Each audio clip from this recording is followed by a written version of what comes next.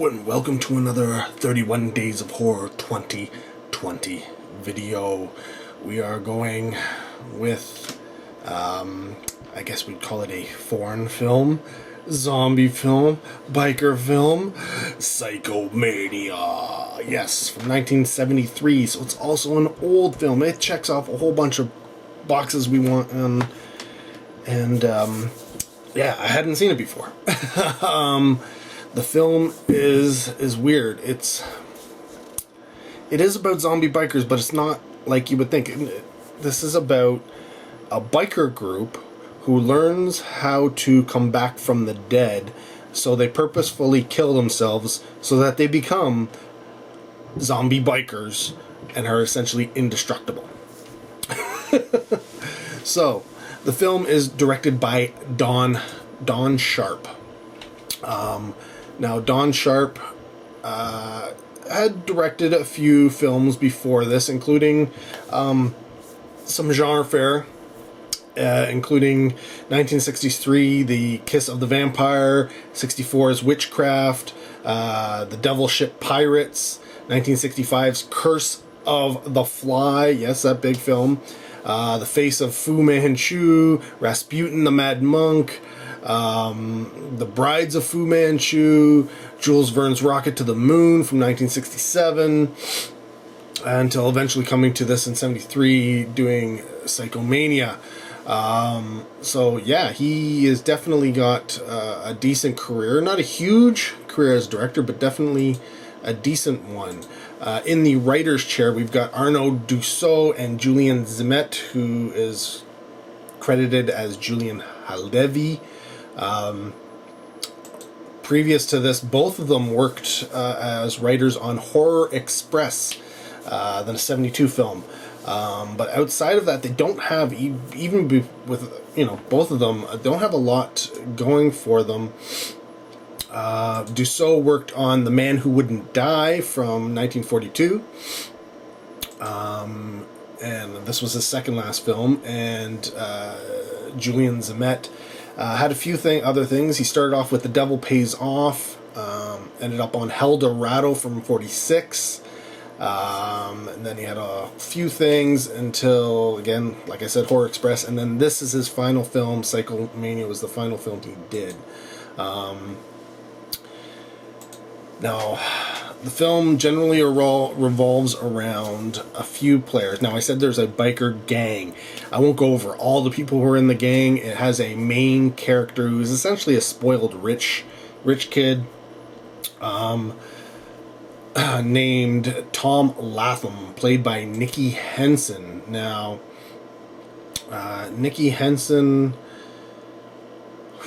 he's had a pretty decent career. Pretty decent career. He started before this. I didn't say started off in it, but before this, in terms of genre fare, he was in Witchfinder General in 1968. He did Crooks and Cornet, and Mosquito Squadron. Now, those two are, I believe, are more actiony. And then he did this. After this, in 74, he did Vampira, where he played Mark. In 75, he was in the TV miniseries Prometheus, The Life of Balzac, where he played Honor de Balzac. And then, yeah, he did quite a bit of stuff after this, television, movies. But yeah, he wasn't really doing a lot of genre fare. Unfortunately, so it's almost like he just wanted to get away from that zombie biker movie he did. Now, apparently in 2012 he had an uncredited role in Truth or Dare, oddly enough. And then in 2015 he's in Narcopolis, so he's kind of coming back to some genre stuff later on in his life. Now, in the film, there's two female bikers who are kind of fighting over him. One is Abby Holman, played by Mary Larkin. Now, again, decent career, both before and after. But in terms of genre fare, there isn't too much. In 75, she was in Galileo. But, yeah, I don't really see anything else that, is really any type of genre that we'd be really into. The other piece of this love triangle type thing is Jane Pettibone, played by Anne Michelle. Now, before this, Anne Michelle was in Virgin Witch, where she played Christine. Then she did Psychomania here. In 74, she did House of Whipcord. In 77, she did Haunted. Some pretty, decent genre stuff. 77, Young Lady Chatterley, Cruel Passion. And then she went on to do some television stuff, which really I've never even heard of. Outside of that, the film has a few key players. One is the mother of Tom Latham, essentially the matriarch of the family, who is like a psychic. She communicates with the dead and is essentially how Tom learns of how this, this whole, way of coming back from the dead, so you're indestructible, you're a zombie. Now, these aren't the type zombies. No, they're just essentially they look exactly the same, except they're undead. You can't kill them. Like, you can shoot them, you can cut them, but whatever, they smash through walls. They nothing really hurts them, nothing phases them. And yes, Mrs. Latham's played by Beryl Reid, who has a huge career all over the place, starting in 1940. And yeah, before this film, in 69, she was in The Assassination Bureau. In 71, she was in The Beast in the Cellar. In 72, she was in Dr. Phibes Rises Again. Then she did Psychomania. And again, she did a lot of television and movies. In 82, she did a small stint on Doctor Who as Briggs. In 83, she was in Yellowbeard, the pirate movie. So 85, The Doctor and the Devils. Yeah, a whole bunch of stuff, right? All up until the 90s, when she passed away. Along with her is, I guess, what you'd call her manservant, her butler, her sidekick, even the guy who dabbles in the occult with her and does stuff for her and such. The character of Shadwell, played by George Sanders, who has a huge career dating back to the early 30s. Yes, early 30s. But yeah, in 1940, he was in Green Hell, in the House of Seven Gables. And then Rebecca, yes, that Rebecca. He did a whole bunch of Falcon movies. The Gay Falcon, The Date with the Falcon, The Falcon Takes Over, The Falcon's Brother, blah, blah, blah, blah, Falcon. In 45, he did The Picture of Dorian Gray. In 50, he did Captain Blackjack and All About Eve. In 52, he did Ivanhoe. In 55, he did Moonfleet, which may be his only sci-fi outing. I could be wrong, but in 57, he did The Seventh Sin. He's got so much stuff. He continues works all through the 60s. The Body Stealers in 69, and 70, The Night of the Assassin, until eventually, in 73, Psychomania, his last film. Because he died shortly after. Which is a shame. What a career. Like, what a career.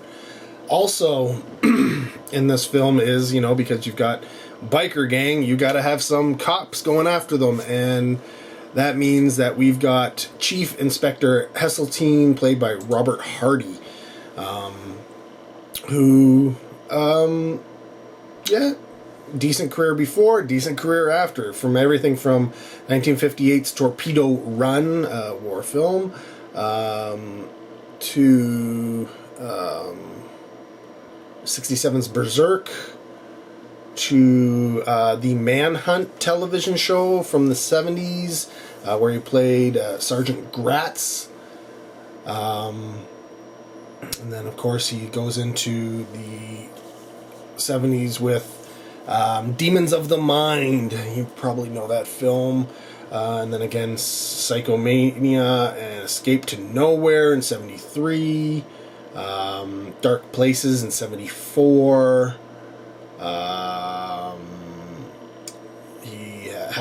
He did one episode of Supernatural in 77.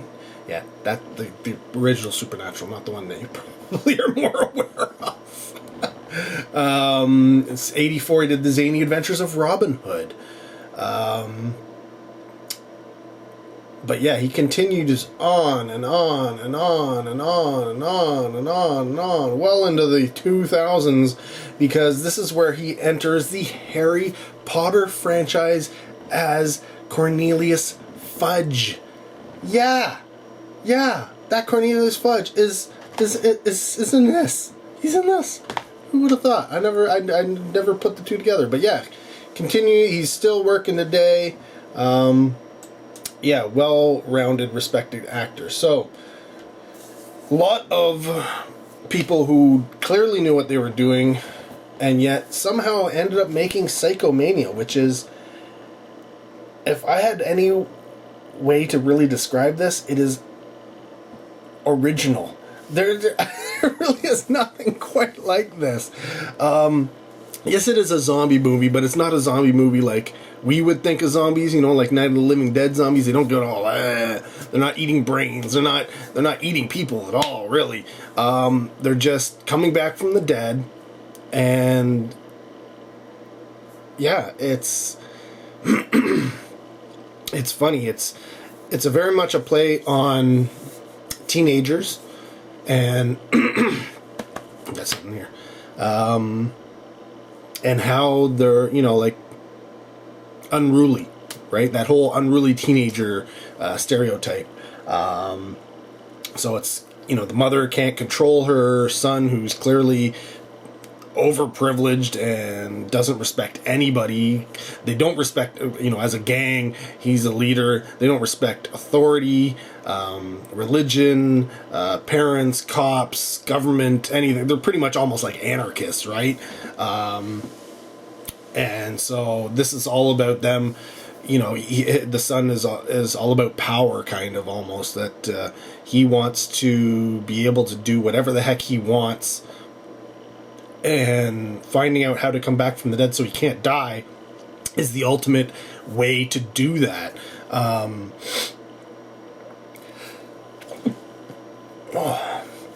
So yeah, they, a good portion of the film is them being unruly teenagers. That's the beginning, and setting up the mother as the medium, the psychic, and the occultist. And then the middle portion of the film is all of these bikers essentially killing themselves to come back as zombies, followed by them as zombie bikers trashing stuff. And then you end up climaxing at the end to have some kind of resolution of all the events. But so there's lots of, there's biking, bikers, kind of like dirt bikers more than like Harley Davidson type bikers, in case you're picturing that. And a lot of that, a lot of riding around, whether it be dirt roads, highways, cities, just a lot of stuff, or in buildings. A lot of riding into buildings, a lot of terrorizing townsfolk, and car chases. The cops are chasing them and such like that. And of course, there is that whole aspect of the there's the cops know of this biker gang, but they can never really, I guess, catch them in the act to be able to charge them with anything. So they're constantly, getting calls about the riffraff or you know, something happening, and they're trying to piece it all together, and they're trying to figure out these people dying, but then you know, who killed them, and why are they committing suicide, and all this kind of stuff, and why do they all seem to be part of this biker gang. So there's kind of a little side story just to fill it out, where the cops are trying to piece everything together, right? But yeah, it's very different. Like it's not about zombies per se, or about the occult. That's just sort of like the catch to lure the audience in. It's more about the teenagers and their unruliness. It's almost like a Clockwork Orange type film in that regard. But these guys they don't really learn their lesson, because they kill themselves to become indestructible and go on from that. So how do you defeat indestructible zombie bikers is essentially what you have to come to at the end. Like, what do they do? Is there a way to stop them, or do they just continue running amok and rule the day? Well, you gotta kind of watch the film to find that out. It's one of those films where I was just like, you know what, this is interesting, but at the same time, when I see zombie bikers, I want more zombie. I want more zombie, not just indestructible biker, stuck up, privileged white teenagers. Honestly. So, I mean, technically wise, yeah, it plays out fine. It's like a 3, maybe even a 3.5. Story wise, it wasn't giving me what I was really looking for. I knocked that down to a 3. And then when I go over it and I look at it and go, yeah, maybe, I was kind of getting annoyed by the whole privileged bikers. Was really kind of peeving me off, and the fact that the cops really weren't able to do anything with them. It kind of because this clearly been doing it for a long time before this film even starts. So I don't know if it doesn't come across that the head biker is getting away with things because he's from a very rich family or anything. It's not like they're using their influence that way, but they had to have, because why aren't these guys getting caught? Why aren't they getting picked up? And that kind of really irked me, because that really, outside of the fact that, like I said, they can't really catch them in the act, but they're all the time doing this stuff. So it shouldn't be that hard to catch them in any type of act, let alone there's tons of witnesses who see them doing it. And they're not always like wearing a mask, right? Like if they were always wearing masks and never had their faces out, then yeah, nobody could identify them or which biker was which. So it'd be hard to lay charges, but they're, especially the leader, he's constantly taking his mask off, like flaunting it, right? Like, ha, you'll never catch me. So it's like, that portion of it really kind of irked me, so I dropped it down another half a mark to 2.5 out of 5. But at the same time, it is groovy. It is fun. I enjoyed it, so I would still give it a recommend.